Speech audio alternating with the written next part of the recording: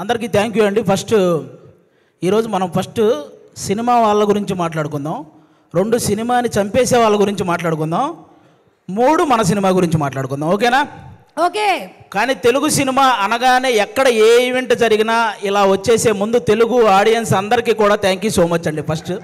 ఎందుకంటే తెలుగు సినిమా అంటేనే ఒక ఎమోషన్ అనమాట. రీసెంట్గా మీరు చూసే ఉంటారు, వారణాసి మూవీ నుంచి ఆ చిన్న మహేష్ బాబు గారి గ్లిమ్స్ రాగానే మైండ్ పోయింది. అసలు అది మైండ్లో నుంచే పోవట్లేదు.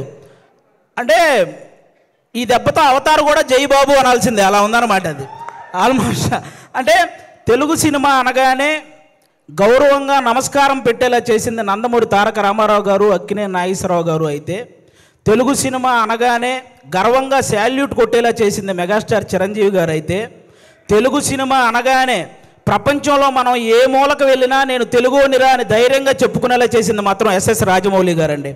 ఆయనకి నాన్ స్టాప్గా సక్సెస్లు రావాలని మనస్ఫూర్తిగా కోరుకుంటున్నాను. ఇప్పుడు ఆ వారణాసి గురించి ఎందుకు మాట్లాడాల్సి వచ్చిందంటే, ఆ రోజు జరిగిన ఆ గ్లోబల్ ఈవెంట్ అంత సక్సెస్ అవ్వడానికి one of the main reason మన సుమగారికి నిజంగా అసలు మామూలు విషయం కాదు. అంటే అంత పెద్ద ఈవెంట్లో చిన్న అంతరాయం కలిగినా కూడా ఆవిడ మేనేజ్ చేసిన విధానం మాత్రం వేరే లెవెలు.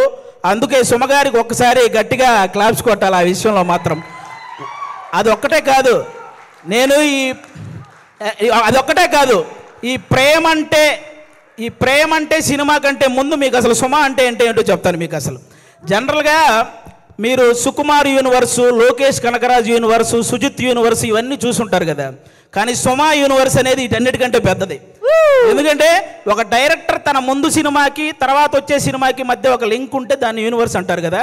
కానీ ఏ ఇండస్ట్రీకి సంబంధించిన ఏ డైరెక్టర్ సినిమా తీసినా ఆ సినిమాకి సుమ గారి యాంకరింగ్కి మధ్య ఒక లింక్ ఉంటుంది, దాన్నే సుమ యూనివర్స్ అంటారు. అందుకే ఆ యూనివర్సే అన్నిటికంటే పెద్దదనమాట. అసలు సుమ అనే పేరులోనే ఉంది. ఎస్ అంటే సక్సెస్ఫుల్గా, యూ అంటే అల్టిమేట్గా, ఎం అంటే మీనింగ్ఫుల్గా, ఏ అంటే యాంకరింగ్ చేసేదే మన సుమ గారు. మామూలు విషయం కాదు. అంటే జనరల్గా ఒక తెలుగువాడిగా పుట్టి ఎక్కడో కేరళలో ఉన్న వాళ్ళ చేత మనవాడరా అనిపించుకున్న అల్లు అర్జున్ గారు ఎంత గ్రేటో, ఒక కేరళ అమ్మాయిగా పుట్టి తెలుగు వాళ్ళందరి చేత మన అమ్మాయిరా అనిపించుకున్న సుమగారు కూడా అంతే గ్రేట్ అబ్బా.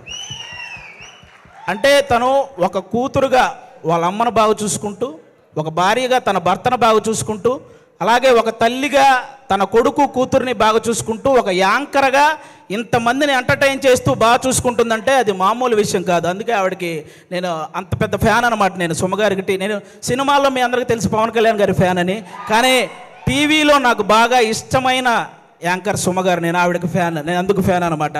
బేసిక్గా హీరోల్లో ఫ్యామిలీ హీరోలు ఉంటారు, మామూలు హీరోలు ఉంటారు. అలాగే యాంకర్లో కూడా మామూలు యాంకర్లు, ఫ్యామిలీ యాంకర్లు ఉంటారు. ఫ్యామిలీ హీరో విక్టరీ వెంకటేష్ గారు అయితే ఫ్యామిలీ యాంకర్ మన సుమగారు. అంటే తెలుగు సినిమా ఇండస్ట్రీకి అమ్మాయిలు రావాలంటే ఎక్స్పోజింగ్ చేయాలి, లేకపోతే కమిట్మెంట్ ఇవ్వాలి, ఇలాంటి తప్పుడు ప్రచారాలు చేస్తూ చాలామంది చెప్తుంటారు. కానీ టాలెంట్ ఉంటే అవేం చెయ్యక్కర్లేదు అని నిరూపించినటువంటి మహిళ మన సుమగారు. అంటే మెగాస్టార్ చిరంజీవి గారిని చూసి ఎంతమంది అబ్బాయిలు అయితే ఇన్స్పిరేషన్గా తీసుకొని ఇండస్ట్రీకి వచ్చారో, అలా సుమగారిని ఇన్స్పిరేషన్గా తీసుకొని ఇండస్ట్రీకి వచ్చిన అమ్మాయిలు చాలామంది ఉన్నారు. ఆ విధంగా కూడా ఆమెకి హ్యాట్సాప్ చెప్పుకోవాలి. ఒక ఈవెంట్ అంటే ఆల్మోస్ట్ 4 గంటలు నిలబడి ఆవిడ ఒక్కటే ఎంటర్టైన్ చేస్తూ ఉంటుంది. అలాగే ఒక టీవీ షో చేయాలంటే ఆల్మోస్ట్ 14 గంటలు నిలబడాలి. అంటే ఈవెన్ లేడీస్ ప్రాబ్లమ్స్ ఉన్నా కూడా ఆ పెయిన్ ఫేస్ మీద తెలియకుండా ఇంతమందిని ఎంటర్టైన్ చేస్తూ వస్తుంది. అంటే తను నిలబడి ఒక షోని నిలబెట్టగలిగే ఏకైక యాంకర్ మన సుమగారు. ఆల్మోస్ట్ ఇప్పుడు కాదు, 91లో వచ్చారండి. 91 నుంచి, అంటే 34 సంవత్సరాల నుంచి నాన్ స్టాప్గా మనందరినీ ఎంటర్టైన్ చేస్తూ తన ప్రమోషన్స్తో ఎన్నో సినిమాలను సక్సెస్ చేసిన సుమగారికి కూర్చొని కాదు, ఒక్కసారి అందరూ స్టాండింగ్ ఓవేషన్ ఇచ్చి క్లాప్స్ కొట్టాలని మనస్ఫూర్తిగా కోరుకుంటున్నాను. సీరియస్లీ అసలు అంటే నాకు ఇష్టమైన హీరోలకి, కమెడియన్లకి, డైరెక్టర్లకి, వీళ్ళందరికీ చాలామందికి పద్మశ్రీ అలాగే పద్మభూషణ్ ఇలాంటి అవార్డులు మీరు రావటం చూసారు. అవన్నీ మనకు కూడా చాలా హ్యాపీనెస్ని ఇచ్చాయన్నమాట. తన ప్రొఫెషన్లో ఇంతమందిని ఎంటర్టైన్ చేస్తూ ఇంతమంది చేత ఒక గౌరవం దక్కించుకున్నటువంటి సుమగారికి కూడా అలాంటి అరుదైన గౌరవం దక్కాలని నేను మనస్ఫూర్తిగా కోరుకుంటున్నాను. నిజంగా థ్యాంక్ యూ సో మచ్ సుమగారు. మీతో పాటు ఈ సినిమాలో చేయడం నిజంగా మా అందరి అదృష్టం. అది నేను షోల్లో చాలాసార్లు అప్పుడప్పుడు ఈవెంట్స్లో చేశాను, కానీ ఒక ఫుల్ ప్లెడ్జ్డ్గా ఎప్పుడు మీతో పాటు ఒక ట్రావెల్ చేయలేదు. ఈ సినిమాలో చేయగలిగాను కాబట్టి నిజంగా థ్యాంక్ యూ సో మచ్ అండి దానికి. Thank you. ఇప్పుడు అది ఒక్కటే మాట, అంటే నేను మళ్ళీ మీ మీద పని చేస్తే ఈ సీరియస్నెస్ అంతా పోతుంది. సో నేను దీన్ని చాలా సీరియస్గానే తీసుకుంటున్నాను. అండ్ అలాగే అది అయిపోయింది కాబట్టి టాపిక్ వెనకాల వచ్చింది మా అక్క అనుకున్నారు, మా అమ్మ. మీ అమ్మగారు? అవును, యంగ్ అండ్ డైనమిక్. అది థ్యాంక్ యూ సో మచ్ అండి. అలాగే ఇప్పుడు మనం సినిమా వాళ్ళ గురించి మాట్లాడుకున్నాం, ఇప్పుడు సినిమాని చంపేసే వాళ్ళ గురించి మాట్లాడుకుందాం, ఓకేనా? బేసిక్గా సినిమా ఇండస్ట్రీలో ఉన్న పెద్ద పెద్ద వాళ్ళందరికీ ఒకే ఒక్క ఇదండి, ఎవరైతే సినిమా ఇండస్ట్రీలో రైటర్స్ ఉంటారో వాళ్ళని మాత్రం ఇంకొంచెం కేరింగ్గా ఇంకొంచెం వాల్యూ ఇవ్వాలని వాళ్ళకి నేను మనస్ఫూర్తిగా కోరుకుంటున్నాను. ఎందుకంటే రైటర్ అంటే వాడు ఇచ్చింది తీసుకుంటూ చెప్పింది రాసుకుంటూ వెళ్ళిపోతాడనే ఒక చిన్న ఆలోచన నుంచి రైటర్ అనేవాడు ఒక్కసారి నాకు ఎందుకులే అనుకుంటే ఇండస్ట్రీలో ఎవ్వరికీ పని ఉండదు అనే ఒక పెద్ద ఆలోచన చేయాలని నేను మనస్ఫూర్తిగా కోరుకుంటున్నాను. ఎందుకంటే సినిమా ఇండస్ట్రీకి రైటర్ అనేవాడే ఒక హార్ట్ లాంటి వాడు. గుండె కొట్టుకోకపోతే ప్రాణం పోద్ది, అలాగే రైటర్ అనేవాడు పెన్ను పట్టుకోకపోతే ఖచ్చితంగా సినిమా పోద్ది. అందుకే రైటర్లందరినీ ఒక్కసారి సినిమా ఇండస్ట్రీలో ఉన్న రైటర్లందరినీ గ్యాదర్ చేసి వాళ్ళ కష్టసుఖాలు తెలుసుకొని వాళ్ళకు ఒక నూతన ఉత్సాహాన్ని ఇస్తే ఆటోమేటిక్గా మంచి సినిమాలు వస్తూ ఉంటాయి. ఎందుకంటే 1000 కోట్లకు సంబంధించిన వారణాసి లాంటి ప్రాజెక్ట్ రాయగలిగిన రైటర్లు కూడా మన దగ్గర ఉన్నారు, కానీ కనీసం వాళ్ళ అమ్మకి 1000 రూపాయల మందులు కొనుక్కునే స్థితి కూడా లేక వాళ్ళ టాలెంట్ అలాగే వెనకబడిపోతూ ఉంది. అలా రైటర్స్ అందరినీ ఒక్కసారి గ్యాదర్ చేసి వాళ్ళకు ఒక నూతన ఉత్సాహం ఇవ్వాలని సినిమా ఇండస్ట్రీ పెద్దవాళ్ళందరికీ నేను ఒకసారి మనస్ఫూర్తిగా కోరుకుంటున్నాను. అలాగే మీరందరూ గమనిస్తే ఆల్మోస్ట్ సంవత్సరానికి 150-200 సినిమాలు రిలీజ్ అయితే పట్టుమని 10 సినిమాలు కూడా ఆడట్లేదు సినిమా ఇండస్ట్రీలో. అంటే సినిమాలేమో ఆకాశంలో చుక్కల్లాగా లెక్క పెట్టలేనని వస్తున్నాయి, హిట్లు మాత్రం మన చేతికున్న వేలలాగా లెక్కబట్టగలిగే అన్ని కూడా రావట్లేదు. అంటే దానికి అంటే ఏదైతే ఎంత కష్టం వచ్చినా నిలబడ్డ ఆ 4 ప్రొడ్యూసర్లు వాళ్ళ సంగతి పక్కన పెడితే ఎంతమంది ప్రొడ్యూసర్లు ఇలా వచ్చి మళ్ళీ అలా ఊరెళ్ళిపోతున్నారో మీకు తెలియదు. అంటే కొన్ని 100 కోట్ల నష్టం అవి భరించలేక మళ్ళీ తెచ్చుకున్న పరువును కాపాడు కోసం ఆ ఇస్త్రీ చొక్కాలు వేసుకొని ఈఎంఐలు కడుతూ ఉన్న ప్రొడ్యూసర్లు ఇంకా చాలామంది ఉన్నారు. అంటే దేనికంటే ఇదంతా ప్రతి ఒక్కడు ఏదో ఒక సలహా ఇచ్చేయడమే. మలయాళంలో మంజుమాల బాయ్స్ అని ఒక సినిమా చూసి అలాంటి సినిమా మన వాళ్ళు ఎందుకంటే తీరండి అని, పోనీ అలాంటి సినిమా మన వాళ్ళు తీస్తే అందులో ఐటమ్ సాంగ్ పెట్టలేదని ఏడుస్తారు. పోనీ ఏదో ఫ్రెష్ కంటెంట్ ఉండాలి కదండి, ఫ్రెష్ కంటెంట్ కావాలి కదండి, ఫ్రెష్ కంటెంట్ తీసి రిలీజ్ చేస్తే రిలీజ్ రోజు ఫ్లాప్ చేసేసి రిలీజ్కి వచ్చి పాటలు పాడుతుంటారు. రూబా రూబా సదాశివ సన్యాసి ఇలా పాడేస్తుంటారు రిలీజులకు వచ్చి. రిలీజ్ రోజు మనకి అయ్యేం తెలియదు. అలా అంటే ఆ విధంగా ఎవరికి వాళ్ళు సలహాలు ఇచ్చేసి ఆ సినిమాని ఏదో రూపంలో చంపేస్తూ వస్తున్నారు. దానివల్ల ఎక్కువ నష్టం ప్రొడ్యూసర్లకే జరుగుతుంది. వీటన్నిటికంటే ఏదైతే కొన్ని సంవత్సరాల నుంచి మన తెలుగు సినిమాకి బొమ్మ చూపించిన ఐబొమ్మ అనేది ఒకటి ఉందో ఆ దరిద్రం ఇప్పటితో అయితే పోయింది. కానీ దానికంటే పెద్ద దరిద్రం ఏముందంటే సోషల్ మీడియాలో వచ్చే నెగిటివిటీ. అంటే లెజెండరీ యాక్టర్స్ దగ్గర నుంచి ఇప్పుడిప్పుడే ఎదుగుదామని వస్తున్న ప్రతి యాక్టర్ మీద కూడా సోషల్ మీడియాలో విపరీతమైన నెగిటివిటీ. అది కొంతమందికి ఇప్పుడు నాలాంటి వాడు మీరు చేశారనుకో నాకు పెద్ద బాధ ఏమి ఉండదు, నేను మా ఇంట్లో అమ్మా నాన్నలకు నేను చెప్పుకోగలను, అవేం పర్లేదు నేను చూసుకుంటాను. కానీ కొంతమంది అందరికీ అలా ఉండదు. కొంతమంది వాళ్ళ పేరెంట్స్ సెన్సిటివ్ అయి ఉండొచ్చు, ఆ పర్టికులర్ యాక్టర్ సెన్సిటివ్ అయి ఉండొచ్చు. అలా ట్రోల్ చేయడం వల్ల వాళ్ళు మనస్తాపానికి గురైపోయి ఖచ్చితంగా వాళ్ళు చేసే ప్రాజెక్టుల విషయంలో కానీ వాళ్ళు చేసే పనుల విషయంలో కానీ వెనకపడుతూ ఉంటారు. అది మీరు గమనించాలి. నేను ఓన్లీ ఏదో చిన్న చిన్న వాళ్ళ గురించి చెప్పట్లేదు, మన తెలుగు సినిమాని ఆల్మోస్ట్ మన దేశాన్ని తలెత్తుకునేలా చేసిన రాజమౌళి గారు లాంటి వాళ్ళే ఒక పోస్టర్ వదిలితే దాని మీద ట్రోల్ చేసి ఆయన్ను కూడా తలదించుకునేలా చేస్తున్నాం. అరే ఒక అనుకున్న ఈవెంట్లో అనుకున్న టైం ప్రకారం ఒక గ్లిమ్స్ ప్లే అవ్వలేదని ఎమోషనల్ అయ్యాడు. అంటే ఆయనకు ఆ సినిమా పట్ల ఉన్న హార్డ్ వర్క్ గురించి, ఆయనకు ఆ సినిమా పట్ల ఉన్న డెడికేషన్ గురించి మనం హ్యాట్స్ ఆఫ్ చెప్పాల్సింది పోయి అందులో కూడా ఏవో కారణాలు వెతుక్కొని ఎలాగోలాగ ట్రోల్ చేయాలి. అక్కడ తప్పు జరగలేదు అసలు. ఆయన బేసిక్గా నాకు రామాయణం మహాభారతం అంటే చాలా ఇష్టం అని చెప్పిన వ్యక్తి. అలాంటి వ్యక్తి ఎవరైనా రాముడి గురించి నాకు తీసే అవకాశం వచ్చిందని చెప్పిన వ్యక్తి. ఆయన ఆ రోజు హనుమంతుడి మీద అలిగాడే కానీ అవమానించలేదు. ఇది ఒక్కటి అందరూ గుర్తుపెట్టుకోవాలని నేను మనస్ఫూర్తిగా కోరుకుంటాను. ఒకరు కాదు, సినిమా కోసం ఎన్టీఆర్ గారు సన్నబడితే ఆయన మీద ట్రోలింగ్, మన బాలకృష్ణ గారు మాట్లాడితే ట్రోలింగ్, అల్లు అర్జున్ గారు నవ్వితే ట్రోలింగ్, సాయి ధర్మతేజ్ గారు యాక్సిడెంట్ అయ్యి ఆయనకు మాట్లాడడానికి ఇబ్బందిగా ఉంటే దాని మీద కూడా ట్రోలింగ్. అరే మనం బయట దేశాలకు వెళ్తే జస్ట్ మనం బాహుబలి అంటే కానీ ఓ మీరు ఇండియనా అనే పరిస్థితి ఉండదు. అలాంటి ప్రభాస్ గారి లుక్స్ మీద ట్రోలింగ్, రామ్ చరణ్ గారి చికిరి చికిరి అనే సాంగ్ పక్క దేశాల వాళ్ళు కూడా రీల్ చేస్తున్నారు. అలాంటి ఆ స్టెప్పుల మీద ఇక్కడ ట్రోలింగ్.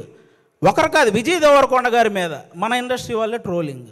అంటే ఒక వ్యక్తి ఇంకా అంతకు మించి ట్రోలింగ్, అంత మానసికంగా ఒక వ్యక్తిని కుంగవేయాల్సిన పనే ఉంది. ఇప్పుడు బాహుబలి, RRR, పుష్ప ఎలాగో ఒక వర్గానికి అర్జున్ రెడ్డి లాంటి సినిమా కూడా అలాగే.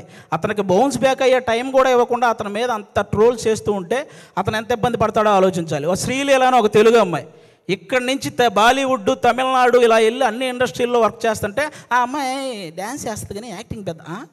ఇప్పుడు భగవంత్ కేసరి అనే సినిమా నేషనల్ అవార్డు దృష్టికి వెళ్ళిందంటే బాలకృష్ణ గారి పర్ఫార్మెన్సు, అలాగే అనిల్ రావుపూడి గారి కథతో పాటు శ్రీలీల గారి పర్ఫార్మెన్స్ కూడా వన్ ఆఫ్ ద రీజన్ కదా. అలాంటి అమ్మాయిని అంత బ్లేమ్ చేయడం ఏంటి? ఒకటిగా మెగాస్టార్ చిరంజీవి గారి మీద డీప్ ఫేక్ AI వీడియోలు చేశారబ్బా. ఇంతకంటే దరిద్రం ఏమైనా ఉంటుందా? నాకు తెలిసి ఆయన రికార్డులు కొట్టిన పోస్టర్లు గోడల మీద పడేటప్పుడు ఆ ట్రోలింగ్ చేసినోడు వాళ్ళ అమ్మ కడుపులో కూడా పడి ఉండడు. అలాంటి వ్యక్తులు వాళ్ళు. ఆయన 3 దశాబ్దాలు 1వ నంబర్ పొజిషన్లో ఉన్నప్పుడు వీడికి అసలు ఒకటంటే ఇలా ఉంటుందని కూడా తెలియదు. మన తుఫాన్ వచ్చిన ఆయన సినిమాల కోసం మనం పరిగెత్తుకుంటూ వెళ్తున్నప్పుడు వాడికి నడవటం కూడా వచ్చి ఉండదు. అలాంటి వాడు వచ్చి మెగాస్టార్ చిరంజీవి గారి మీద ట్రోల్స్. అరే మెగాస్టార్ చిరంజీవి గారు ఒక స్టేట్కో ఒక క్యాస్ట్కో సంబంధించిన వ్యక్తి కాదు, ఒక దేశం గర్వించదగ్గ వ్యక్తి మెగాస్టార్ చిరంజీవి గారు. అలాంటి వ్యక్తి మీద ట్రోలింగ్. ఈ ట్రోలింగ్ ఎందుకు, వీటి వల్ల సినిమా ఎందుకు చనిపోతుంది అంటున్నానంటే, నేను హీరోల మీద ట్రోలింగ్ చేయడం వల్ల, ఇంతమంది స్టార్ హీరోల మీద ట్రోలింగ్ చేయడం వల్ల రేపొద్దున తెర మీద వాళ్ళు హీరోయిజం చూపించినా అది చాలా కామెడీగా అయిపోతుంది నార్మల్ జనాలకు, చూసే వాళ్ళకి. అందుకే ఆ హీరోయిజం ఫెయిల్ అవుతుంది కాబట్టే సినిమాలు ఫెయిల్ అవుతున్నాయి. అరే 100 కోట్లు ఖర్చు పెడుతున్న ప్రొడ్యూసర్లు ఒక పక్క ఒక సినిమా హిట్ అయితే ఇంటికెళ్ళి మా అమ్మ నాన్నకి చెప్పుకుంటామని వెయిట్ చేస్తున్న డైరెక్టర్లు, ఒక సక్సెస్ వస్తే కానీ ఇంకో సినిమాలో మళ్ళీ కంటిన్యూ చేయరు అని ఆశపడే టెక్నీషియన్స్, అరే ఫ్యామిలీస్ని వదిలేసి అభిమానుల కోసం హిట్ ఇవ్వాలని చెప్పి కష్టపడుతున్న హీరోలు, ఒక సినిమా హిట్ అయితేనే జీతం పెరుగుతుందనే ఆశించే సినిమా కార్మికులు, ఇంతమంది కష్టాన్ని ఒక చిన్న నెగిటివిటీ ట్రోలింగ్తో మీరు కంప్లీట్గా దాన్ని చంపేస్తున్నారు. ఒక్కరు కాదండి, అసలు ట్రోలింగ్ అంటే ఇప్పుడు మీరు బ్రహ్మానందం గారి రియాక్షన్స్తో మీరు ట్రోల్ చేస్తారు, అవి మేము కూడా నవ్వుకుంటాం, అందరూ నవ్వుకుంటారు. కానీ ట్రోలింగ్ అనేది నవ్వుకునేలా ఉండాలి కానీ నవ్వుల పాలు చేసేలా ఉండకూడదని ఒకసారి ఆ చేసే వాళ్ళకి నేను మనస్ఫూర్తిగా కోరుకుంటున్నాను. అలా ఇంకెప్పుడూ కూడా ఇంతమంది లెజెండ్స్ ఎంతో సాధించి ఇక్కడ వరకు వచ్చారు, వాళ్ళని అంత ఈజీగా నెగిటివ్ చేసే ప్రయత్నం చేయకండి అని వన్స్ అగైన్ నేను మనస్ఫూర్తిగా కోరుకుంటున్నాను.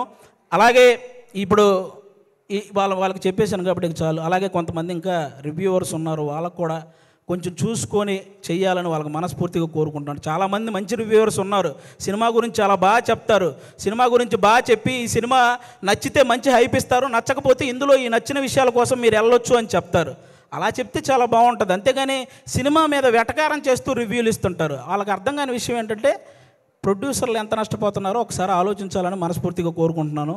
ఇక మా ప్రేమంటే సినిమాలో, ముఖ్యంగా మా ప్రేమంటే సినిమాలో మా ప్రియదర్శి బ్రదర్ ఇందాక నాగ చైతన్య గారు చెప్పినట్టే వర్స్టైల్ యాక్టర్, అసలు మామూలుగా కాదు. అతను ఏ సినిమా పట్టుకుంటే ఆ సినిమా లక్కీ అన్నట్టు మారిపోయింది. బలగం చూసినప్పుడు కానీ, అతను కోర్టు సినిమా చూసినప్పుడు కానీ, మల్లేశం చూసినప్పుడు కానీ, సారంగపాణి జాతకం సినిమా చూసినప్పుడు కానీ అతని పర్ఫార్మెన్స్ ఎప్పటికప్పుడు వేరియేషన్స్ చూయించుకుంటూ వస్తూ, అంటే చాలామంది ప్రొడ్యూసర్లకి ప్రియదర్శి ఇలాంటి వాడితో సినిమా తీస్తే మనం తక్కువ బడ్జెట్ పెట్టుకోవచ్చు, ఎక్కువ లాభాలు పొందొచ్చు అనే ఫీలింగ్ అతని మీద ఉంది. కాబట్టి అలాంటి ప్రియదర్శి గారు, మన ఆనంది గారు ఇక్కడ చెన్నై, తమిళ్లో రెండిట్లో కూడా ఆవిడ చాలా పాపులారిటీ సాధించిన అమ్మాయి, మన తెలుగు అమ్మాయి. చాలా ముచ్చటగా ఉంటుంది చూడడానికి. ఆనంది గారు ఎక్కడ పర్ఫామ్ చేసినా, ఏ సీన్ చేస్తున్నా అలా చూస్తుండిపోవాలనిపిస్తుంది.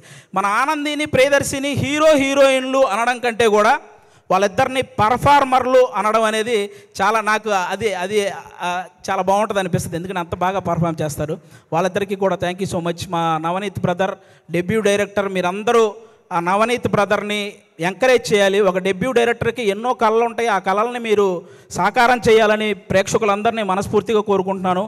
ఈ నవంబర్ 21న థియేటర్లోకి అందరూ వెళ్ళి మా ప్రేమంటే సినిమా చూసి ఎంజాయ్ చేయాలని వన్స్ అగైన్ అందరికీ థ్యాంక్ యూ సో మచ్. ప్రేక్షకులందరూ థ్యాంక్ యూ. పిలుస్తా నేను, ఆవిడ ఆవేశపడుతున్నారు, అంటే టైం అయిపోయింది అందుకని. అర్థమైంది. థ్యాంక్ యూ సో మచ్ అండి. Thank you so much Aadi గారు. That was so